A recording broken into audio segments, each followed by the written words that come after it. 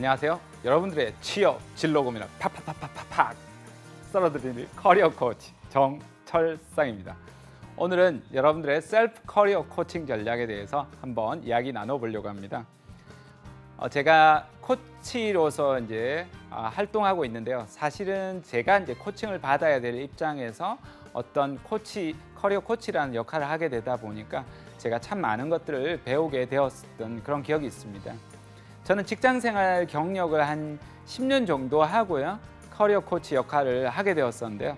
이미 이제 연봉이 과장이었지만 굉장히 낮았고 신입사원보다도 어떤 면 훨씬 더 낮은 연봉이었어요. 제가 이제 대기업 채용 대행도 이렇게 많이 해주곤 했었는데요. 그분들이 받고 있는 연봉보다도 어떤 면에서 보면 반토막이었거든요. 어쩌면 누가 누구를 상담해줘야 될지 모를 그런 상황이었죠. 저는 연봉이 한 2,000에서 2,400에서 깎여가지고 2,000이 되었었고 그 친구들은 연봉이 3,000 이상이 되었었거든요. 하지만 제가 이제 상담을 하면서 느꼈던 것 중에 하나가 다른 사람하고 비교하지 않는다. 오로지 내가 해야 될 일에만 집중해야 된다. 이것이 셀프 코칭의 첫 번째 전략입니다. 냉혹한 현실을 직시하고요. 타인과 비교하지 않고 내가 해야 될 일을 집중하는 겁니다. 자, 여러분 코치란 무엇일까요? 뭐 이런 브랜드도 있긴 하지만요. 코치는 원래 마차였다라고 합니다. 여러분 마차를 타면 어떻습니까? 이 코치는 이 마차처럼 누군가가 타면 그것을 목적지까지 이끌어주는 사람이라는 겁니다.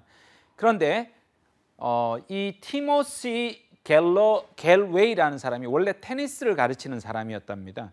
근데 우리가 테니스를 가르치는 기술을 말고 사람들에게 잠재되어 있는 능력, 잠재의식에 집중하도록 했더니 오히려 훨씬 더 높은 효과를 만들어내게 됐다는 겁니다. 그래서 오늘 저는 여러분 취업하는 스킬이라 이력서, 자기소개서, 전략, 직무 이런 이야기를 안 할 겁니다. 여러분 의식단에 건드린 이야기를 할 거고요. 그렇게 해서 여러분 안에 있는 잠재의식에 집중해서 여러분들이 어떻게 하면 목적지로 갈 수 있을지, 그래서 코치 입장에서 여러분 한번 바라보신다면 여러분 스스로 여러분을 동기부여하고 이끌어 나갈 수 있지 않을까, 그런 생각이 듭니다. 자, 선택. 여러분 코칭하면 여러분이 이제 코칭을 하다 보면 첫 번째로 가장 많은 코칭이 선택입니다. 무엇을 먹어야 될지, 그죠? 남자친구나 여자친구나 친구하고도 관계에서부터 진로 선택에서도 대학원을 가야 될지 말아야 될지, 그죠?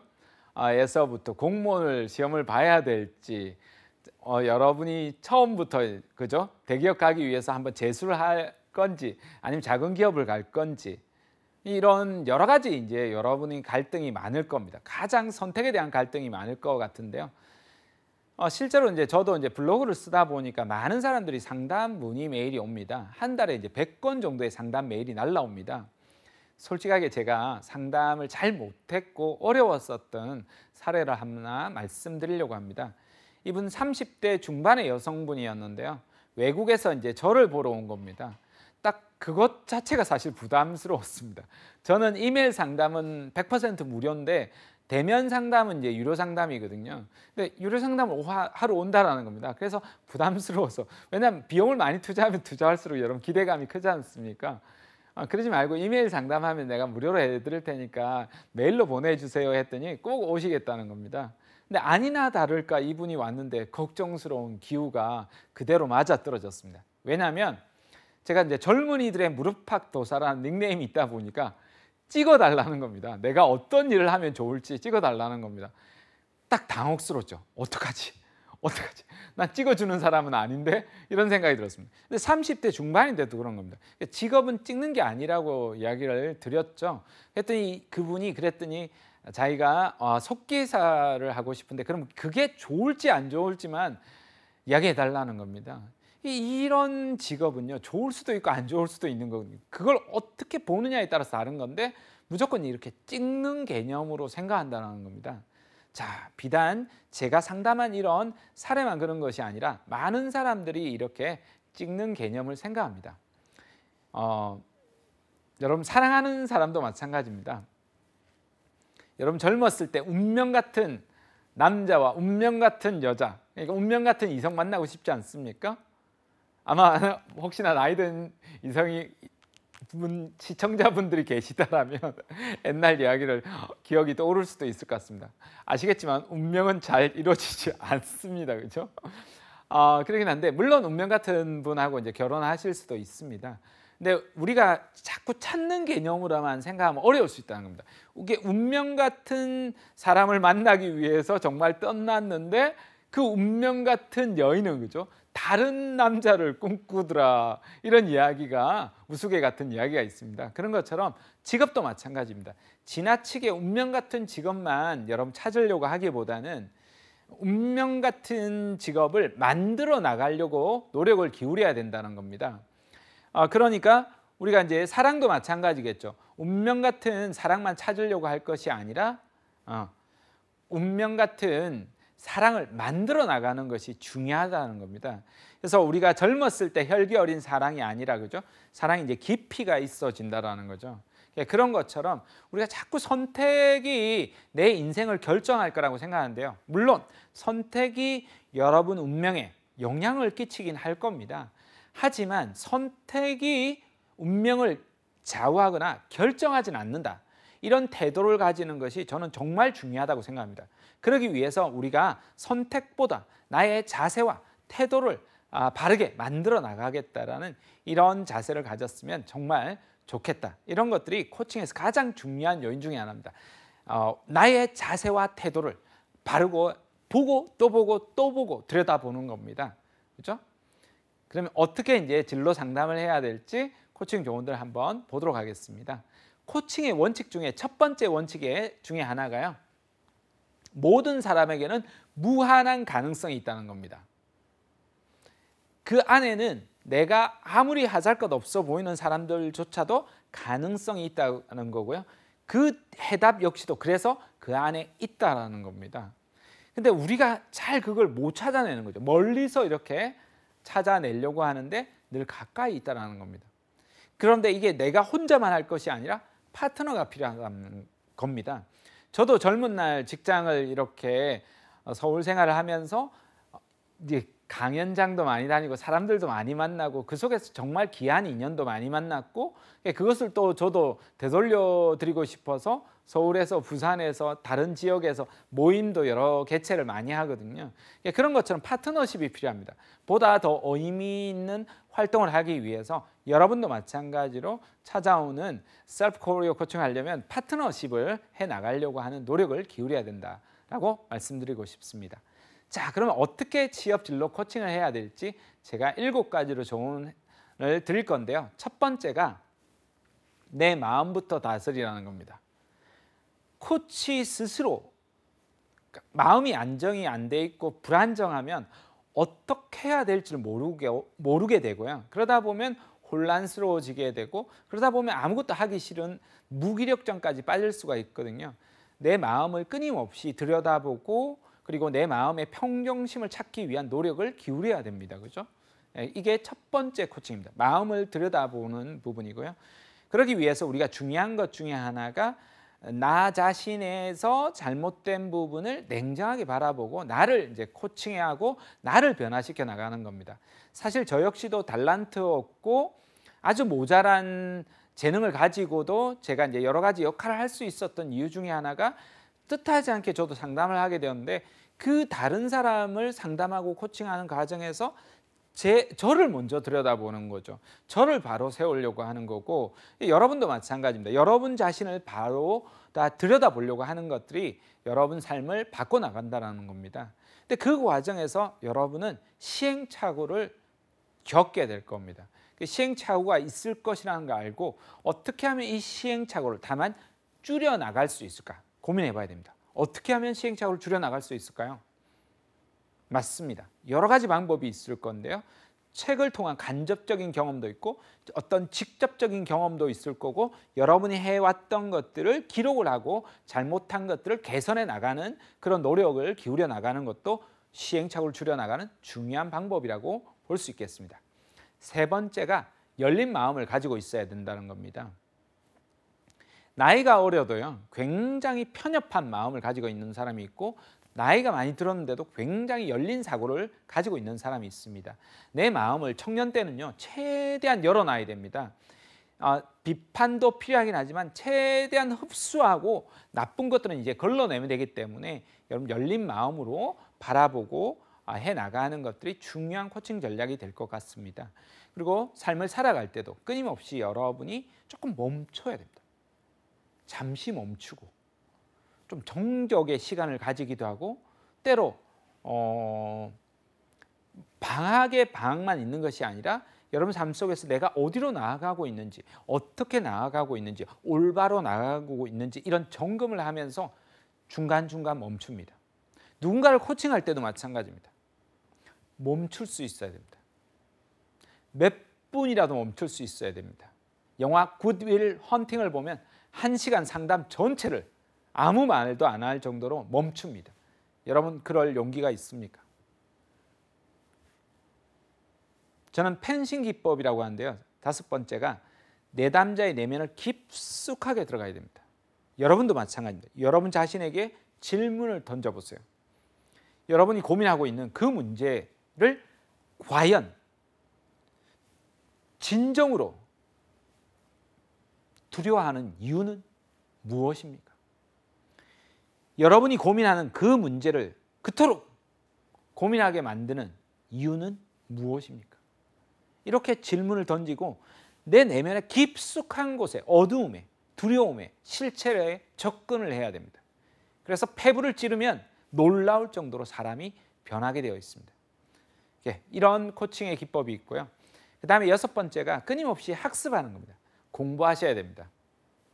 이 분야의 전문가들은 넘쳐났습니다. 재능 있고 아주 잘 나가셨던 분들도 많았었는데요.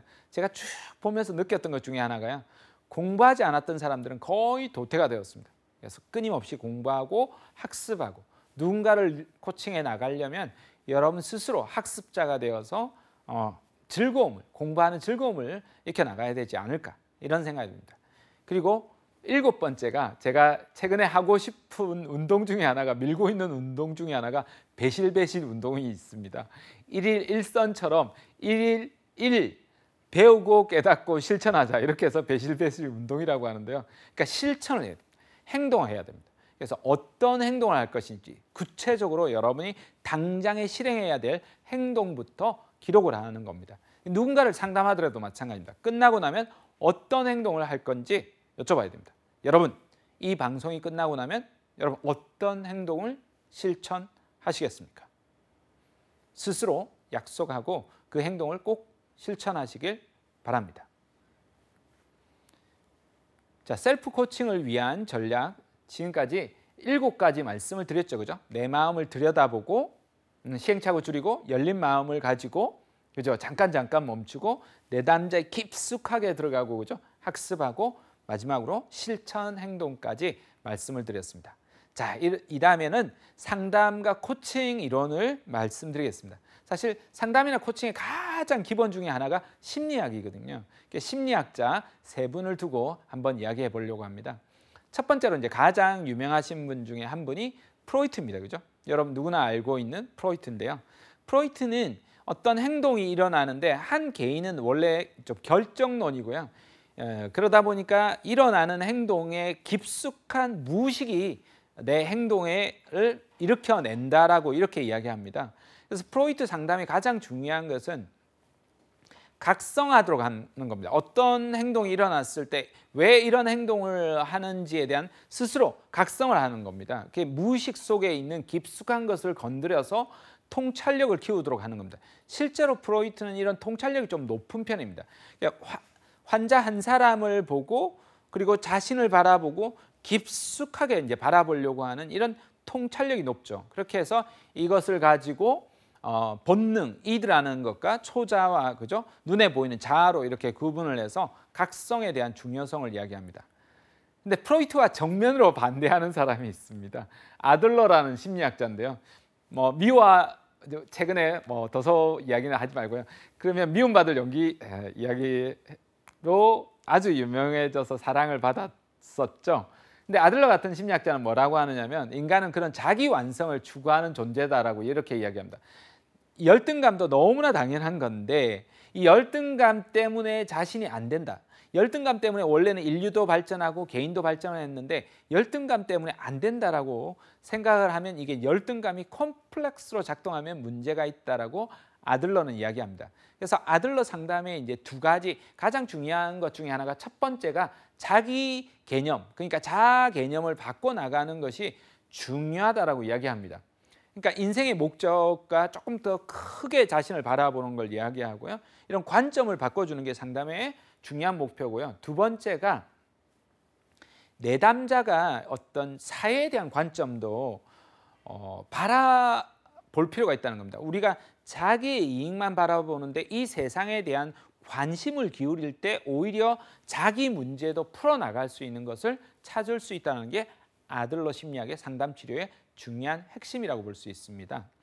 자, 세 번째 우리가 게슈탈트 치료 이론의 프리츠 펄스라는 심리학자가 있는데요. 이 심리학자는 정경과 배경이라는 이야기를 통해서 욕구 이론이라고도 하는데요. 욕구를 알아차리는 것이 굉장히 중요하다고 생각합니다. 근데 자신에게 드러나는 욕구를 자연스럽게 표출하는 것이 가장 자연스럽다라고 이렇게 이야기하는데요. 이 욕구도 마찬가지로 그냥 무조건적으로 나쁜 것이 아니라 내가 화가 나거나 분노하거나 즐겁거나 행복하거나 지금 이 순간 현재, 그러니까 프로이트처럼 무의식 속에 아주 과거로 가는 게 아니라 지금 현재 이 순간에 나를 알아차림, 이 awareness라고 하는데요. 명상을 awareness라고 할 정도로 내가 있는 나를 완벽하게 자각하는 상태, 이런 것들이 굉장히 중요하다라고 이렇게 이야기합니다. 자, 네 번째로 하고 마무리하겠습니다. 네 번째는 이제 존 휘트모어가 이야기한 그로 모델인데요. 이건 코칭에서 많이 쓰는 코칭 툴이 굉장히 많은데 네 가지를 이야기했습니다. 첫 번째로 내담자의 코칭 목표가 뭐냐? 그러니까 삶의 목표나 어떤 비즈니스의 목표나 일의 목표가 무엇인지 보고 지금 현재의 현상이 무엇인지를 보고 그 다음에 거기에 대한 대안이나 실행 방안들은 무엇이 있는지 알아보고 마지막에 나아갈 방향까지 알아보는 이것을 골이라고 하는데요. 이런 그로 모델이라고 합니다. 그죠? 그로 모델을 통해서 다양한 방향을 시도해 볼 수 있겠습니다. 네 번째로 인간 중심 상담 이론을 창시한 칼 로저스를 언급할 수 있겠습니다. 칼 로저스 같은 경우에는 지시적 상담이 아니라 비지시적 상담을 많이 하는데요. 여러분도 마찬가지로 누군가에게 지시받으면 기분이 나쁘지 않습니까? 그런 것처럼 로저스는 지시하지 않고 내담자가 스스로 문제를 해결해 나갈 수 있는 상담이어서 인간 중심 상담이라고까지 이야기를 합니다. 스스로 내담자가 자신의 문제를 해결해 나갈 수 있다라고 봤기 때문인데요. 그러기 위해서 자아와 현실 간에 이제 불일치가 일어날 때 문제가 생각했고 여기에 대해서 부정응이 일어나기 때문에 충분히 가능하도록 인간이 되도록 협력해주는, 그러니까 상담자의 역할, 코치의 역할이 중요하다고 했는데요.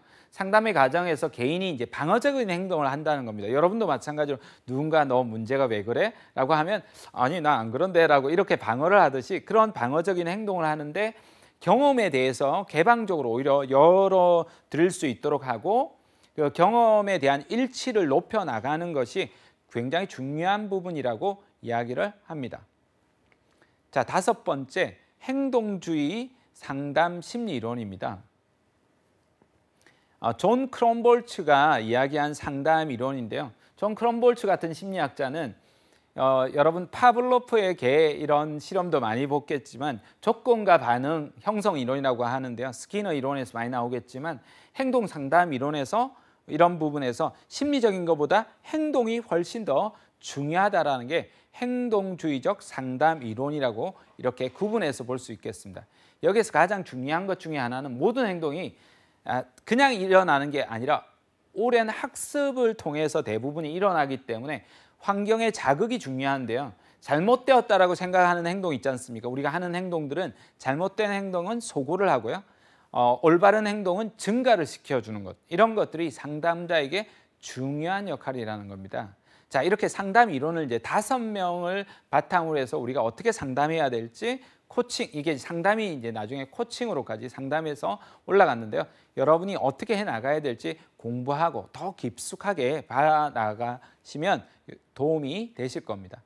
자, 이렇게 해서 우리가 제가 상담한 장면인데요. 여러분 보이세요? 해인사에서 제가 청년들 상담하는 모습입니다. 굉장히 자유롭죠. 여러분도 마찬가지로 상담을 할 때 훨씬 더 좀 자유로운 분위기에서 상담을 해 나갈 수 있다는 겁니다. 그래서 여러분 뭐 교수님이나 선배님이나 이렇게 찾아가는 경우도 괜찮고요. 여러분 스스로 또 친구들하고 이렇게 상담을 편한 자세로 하고 이야기도 나눠볼 수도 있을 것 같습니다. 뭐 사실 사진만 보면 놀기만 논 것 같지만 그렇지 않고 이 시간에 내도록 정말 눈물 흘리면서 웃으면서 이야기를 했었거든요. 자유롭게 사고들이 일어날 수 있도록 만드는 것이 기본적으로 상담에서 굉장히 중요한 부분이라고 볼 수 있습니다. 자, 그러면 집단 상담을 하려고 하면요, 여러분 이제 친구들하고 이렇게 한번 해보세요. 술만 마시고 이렇게 막 노는 것보다는 둥그렇게 이제 테이블을 만드시고요, 친구들하고 같이 고민하는 겁니다.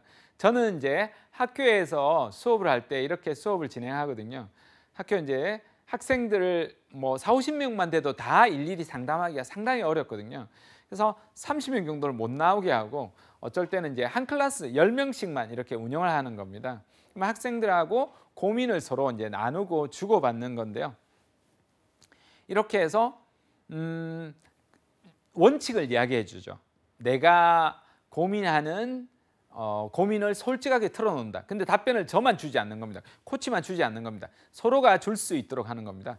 그러면 가위바위보 해서 이긴 사람, 긍정주의자니까 이긴 사람이 한다라고 해서 고민을 털어놓는 겁니다. 그러면 고민의 뭐 수준이 A부터 해서 F까지 있는데 어떤 고민이라도 괜찮으니까 털어놓으면 각기 이제 답변을 주는 겁니다. 근데 이제 다만 뭐 자유롭게 이제 답변하는 것도 괜찮은데요. 그러다가 이제 내가 무조건 답변을 줘야 되는데 이거 답변 너무 어렵다, 나도 그 고민 중이다라고 하면 그런 친구 같은 경우에는 패스권을 주는 겁니다. 자유롭게 고민을 이야기해 나갈 수 있도록 그런 경우는 하는 거죠. 이렇게 해서 답변을 해 나가면 아주 놀라울 정도로 많은 것들을 배워 나갈 수 있습니다.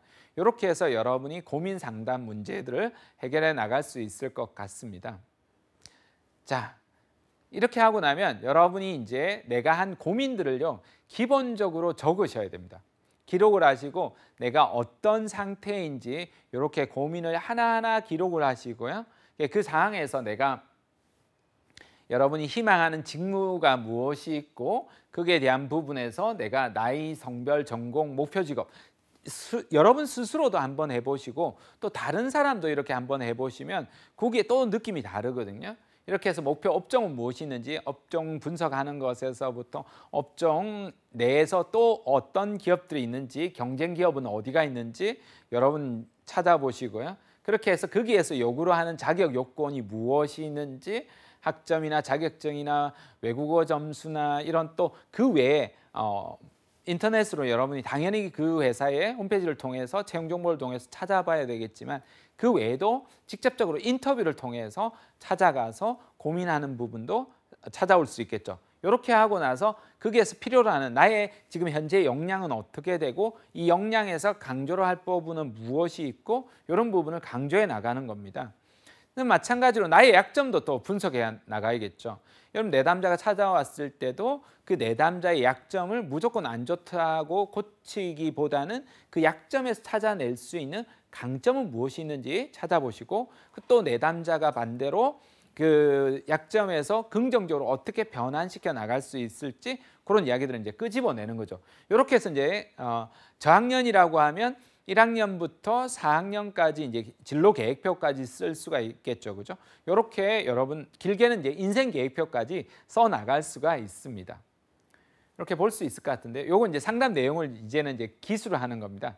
하나하나 이제 기술을 해가지고 어떻게 이제 상담을 해 나가야 될지 상담한 내용까지 모두 기술을 해 나가는 겁니다. 자, 여러분 내담자들하고 만나고 어떤 대화를 해야 될지 고민이 되시죠? 그런 것처럼 자기 스스로에게 한번 질문을 나눌 수도 있는 대화법을 한번 보겠습니다. 첫 번째가 물론 이제 여러분 스스로 할 때는 아이스 브레이킹이 많이 필요 없을 수도 있겠죠. 그렇지만 여러분이 누군가를 코칭한다라면 그 사람과 라포 형성을 하기 위해서 아이스 브레이킹을 좀 할 필요가 있는데요. 그래서 여러분 사실 개인적으로도 여러분 스스로 할 때도 내가 이제 거기에 들어가기 위한 이야기들이라든지 마음이라든지 이런 자세를 이야기하듯이 타인과 한다라면 날씨라든지 뭐 주변의 영화라든지 드라마라든지 이런 좀 가벼운 이야기들도 이야기의 도입부에서 중요한 요인들이 됩니다. 이렇게 이야기를 나누시고 나면 이제 이야기에 초점을 맞추는 게 됩니다. 여러분 이게 사담이 아니다 보니까 아무래도 초점을 맞춰야 되는데요. 오늘 어떤 고민을 이야기하려고 하는지 그런 이야기를 맞춰보고요. 그래서 그런 어떤 고민이 발생한 이유는 무엇인지 이런 것들을 이제 물어보시게 되겠습니다. 그죠? 그런 원인은 무엇이 있는지 찾아보시고 그런 문제를 이제 해결하기 위해서 가능성을 이제 봅니다. 그런 문제를 해결하기 위해서 어떤 시도를 해봤는지, 그래서 어떤 시도를 해봤는데 어떤 부분은 시도가 성공했는지 또 실패했다면 왜 실패했는지 이렇게 알아보면서 그 사람의 이제 가능성, 문제 해결의 가능성도 이제 찾아보는 겁니다. 그렇게 해서 이제 본인 아니고 타인이 도움을 받을 수 있는 이런 방법은 무엇이 있는지 찾아본 다음에 실행 계획까지 이제 수립하는 겁니다. 실행 계획에 수립할 때 장기적인 계획 그리고 중기적인 계획, 단기적인 계획이 있겠죠.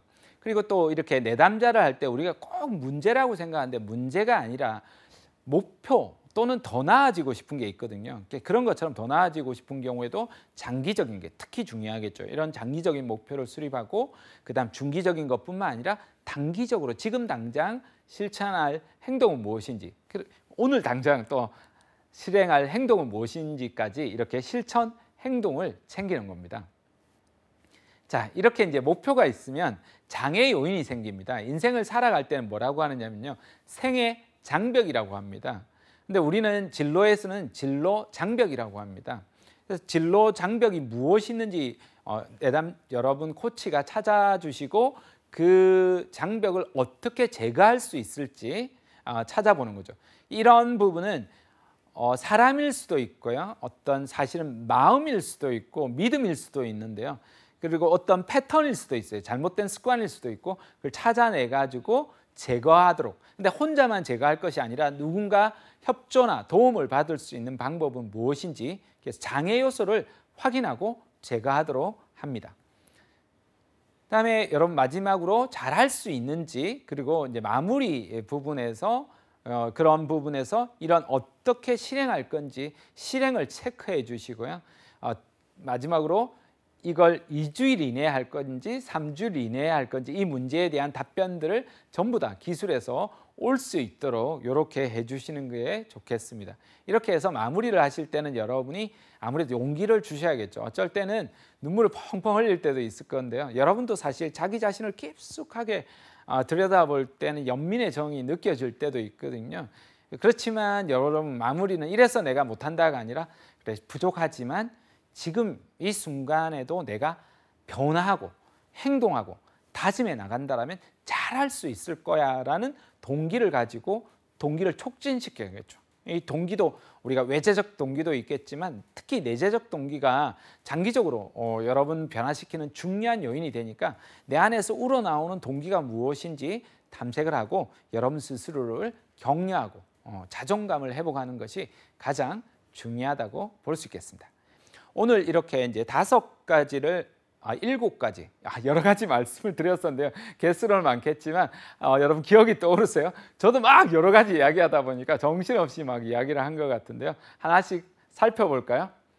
첫 번째가 내가 어떤 현실에 있는지 냉혹하게 내 현실을 바라보도록 만들어주는 것들. 그러니까 내 위치가 어디에 있는지 나의 조건이나 환경이나 이런 것들을 직시하도록 만들어주는 것이 사실 상담자로서 마음이 아프지만 정확하게 짚어주는 것이 굉장히 중요합니다. 심지어 요즘 돌직구도 좋아하지 않습니까? 그렇게 하시고 다만 여러분이 하실 때 타인하고 비교하지 않도록 하고 내가 가야 될 길을 묵묵하게 나아가야 되는 부분에 대한 중요성을 말씀드렸습니다. 그 다음에 내 안에 잠재되어 있는 능력이 있다는 겁니다. 그래서 내 안에 있는 능력들을 온전하게 끌어내서 내 잠재의식에 집중할 때 이런 것들이 도움이 되는데요. 특히 아침에 일어났을 때 명상을 하시는 것들 3분에서 5분, 10분 정도만 명상을 해도 좋고, 여러분 고민하는 문제가 있으면 think 하더라고 하잖아요. 깨어 있을 때도 늘 일상에서도 고민하고 또 고민하고 또 고민하면서 각성을 할 수 있도록 하는 것이 중요하다고 볼 수 있습니다. 세 번째, 제가 상담하면서 답변을 드리는 것 중에 한 30% 정도가 마무리 답변이 자세와 태도입니다. 내가 어떤 위치에 있든 어떤 환경에 있든 어떤 어려움에 있든 나의 자세와 태도를 올바르게 하는 겁니다. 자세와 태도를 바라보는 것은 세 가지로 바라볼 수가 있는데요. 그러니까 작게는 외적 자세와 이제 내적 자세가 있죠. 외적 자세는 내가 세상을 바라보는 태도, 그리고 다른 사람을 바라보는 태도, 그다음 나 자신을 바라보는 태도입니다. 그래서 태도를 바라보는 이 세상을 조금 더 여러분이 어지럽고 혼란스럽지만 좀 더 긍정적으로 바라보고 조금 더 연민의 정으로 다른 사람들 바라볼 필요가 있는 것 같아요. 그러면서도 흔들리지 않게 자신을 들여다보는 겁니다. 그 다음에 내적 태도는 뭐가 있느냐면요, 여러분 믿음, 신뢰, 이런 자신감, 자존감, 이런 것들이 삶의 철학, 이런 것들이 중요한 자세와 태도라고 볼 수 있습니다. 이런 부분을 끊임없이 여러분이 들여다봅니다. 자, 오늘 셀프 코칭을 하기 위한 7가지 좋은 말씀했는데 기억나세요? 전혀 기억이 안 나시죠? 7가지. 첫 번째 뭐라고 이야기했습니까? 저도 기억이 가물가물한데 영상을 봐야 될 건데요. 첫 번째가 나를 바로 세우는 거예요. 그죠? 내 마음을 들여다보는 거고. 두 번째가 어떻습니까? 그렇게 바라보면서 열린 마음으로 바라봐야 된다라고 말씀을 드렸고요. 그 다음에 어떻습니까? 내가 바라볼 때 끊임없이 학습하고, 마지막으로 끊임없이 이제 공부하고. 저도 한 4가지밖에 기억이 안 나는 것 같아요. 여러분도 끊임없이 펜싱 기법도 기억나네요. 그죠? 마음에 깊숙하게 내 내면을 찔러라. 여러분 이야기를 할 수 있을 것 같습니다. 그 다음에 나의 동기, 내가 어떤 잘못하거나 어떤 것들이 일어날 때 왜 내가 이런 행동을 할까? 왜 내가 이런 생각을 할까? 동기를 각성하고 그걸 통찰력을 얻으려고 하는 노력을 기우는 부분들이 중요하겠습니다. 그 다음에 6번째, 자아 개념을 바꾸는 겁니다. 내 자아 개념을 조금 더 큰 의미의 삶의 목적을 가지고 내가 오히려 조금 더 나를 비하한다든지 나를 폄하한다든지 나를 잘못 평가하고 있는지 보지 않고 나를 오히려 좀 올바르게 평가해주고 나의 삶의 목적을 바로 세우는 것이 중요하다고 볼 수 있겠습니다. 그래서 온전하게 알아차림, 내가 이 순간에 어떤 생각, 어떤 마음을 가지고 있는지 늘 깨어있는, 그죠? 내가 숨쉬고 호흡하고 생각하고 고통받고 슬프고 그죠? 분노하고 행복하고 즐겁고 이 모든 것들을 알아차리려고 노력해야 된다라는 부분을 말씀드렸고요. 마지막으로 자존감입니다. 제가 여러 가지 코칭하고 상담할 때 가장 중요하게 생각하는 것 중에 하나가 자존감입니다. 많은 사람들은 그런 이야기를 합니다. 여러분 코칭하는데도 뿐만 아니라 일자리를 찾는데 영향을 끼치는 요인들이 뭐가 있습니까? 성격, 학벌, 여러분 스펙, 이런 여러 가지 것들을 따지게 됩니다. 하지만 가장 중요한 것은 내 안에 뿌리를 내리는 겁니다. 흔들리지 않는 거죠. 나 자신을 있는 그대로 이해하고 믿고 사랑하도록 만들어주는 겁니다. 코치의 역할 중에서 가장 중요한 이런 역할 중에 하나가 자존감의 뿌리를 내리도록 만들어주는 겁니다. 자, 여러분 일을 잘하고 못하고는 무엇이 평가하는 거겠습니까? 자, 여러분 요리를 합니다. 요리도 마찬가지로 잘하고 못하고, 프레젠테이션을 잘하고 못하고, 면접을 잘하고 못하고, 강의를 잘하고 못하고, 여러분 엔지니어링, 디자인 잘하고 못하고 무엇이 평가합니까? 물론 여러분들이 열심히 배우고 익혀나가는 것도 중요하지만 나에 대한 평가를 올바르게 하고 여기에서 내가 못한다고 평가하지 않는 거죠. 난 이 정도 하면 잘할 수 있어 라고 자신감을 당당하게 가지고 그것을 다시 조금 더 나은 모습으로 만들어 나가는 거죠. 무너지지 않는 겁니다. 남들의 비판이나 비난에 무너지지 않고 나를 바로 세울 수 있는 것이 자존감입니다. 그래서 자존감을 바로 세워나가는 것이 가장 중요한 요인이라고 이렇게 말씀드릴 수 있겠습니다. 자, 여러분들 이렇게 해서 마무리를 할 것 같은데요. 많은 사람들이 디프레스가 되어 있습니다. 고민스럽고 어떻게 살아가야 될지 이 시대에서도 고민이 많습니다. 여러분들도 그런 고민을 많이 할 겁니다. 저 역시도 코치로 활동하다 보니까 어떻게 해야 될까? 자신이 할 수 있다라고 생각하는 것보다 훨씬 더 많은 걸 할 수 있는데 많은 사람들이 위축되어 있다는 겁니다. 그래서 여러분이 자신감을 정대시켜 나가고요. 그 다음에 명확한 목표를 가지고 상상하지 못하는 것보다 더 많은 것을 성취할 수 있다는 믿음을 가지는 것이 중요합니다. 여러분, 한국에 대해서 많은 사람들이 지금 자존감이 내려가 있습니다. 뜻으로 본 한국 역사란 책을 제가 추천드리고 싶은데요. 함석헌 선생님이 이야기합니다. 한국인이 가지고 있는 역사적 소명이 있다는 겁니다. 왜 한국인이 성공해야 되느냐? 지금 나라가 혼란스럽죠.